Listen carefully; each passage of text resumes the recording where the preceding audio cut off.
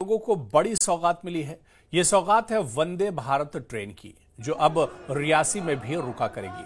आज जैसे ही रियासी स्टेशन पर वंदे भारत ट्रेन पहुंची, लोगों के चेहरे खिल गए, जिसे विधायक कुलदीप राज ने बाकायदा हरी झंडी दिखाकर ट्रेन को रियासी से रवाना किया।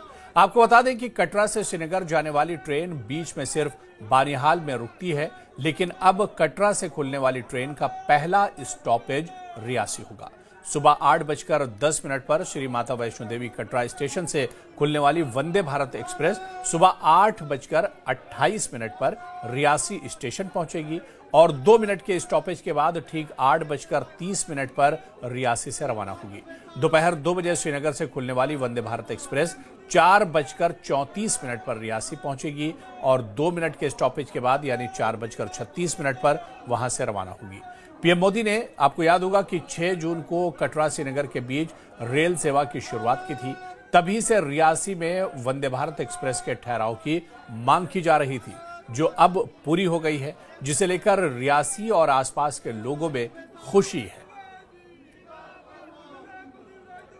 कटरा से श्रीनगर तक चल रही वंदे भारत एक्सप्रेस आज से रियासी रेलवे स्टेशन पर भी रुक रही है और आप तस्वीरों में देख सकते हैं यह वंदे भारत इस समय रियासी रेलवे स्टेशन से श्रीनगर की ओर रवाना हुई है और एक ऐतिहासिक दिन है रियासी जिले के लोगों के लिए।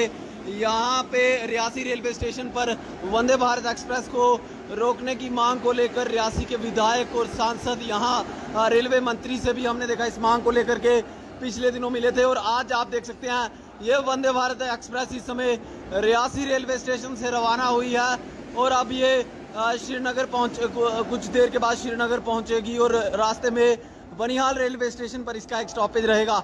लेकिन रियासी के लोगों की एक मांग जो है वो पूरी हुई है और आज से रियासी रेलवे स्टेशन पर भी वंदे भारत एक्सप्रेस का 2 मिनट का ठहराव होगा। न्यूज़ 18 नेटवर्क के लिए राहुल कपूर, रियासी।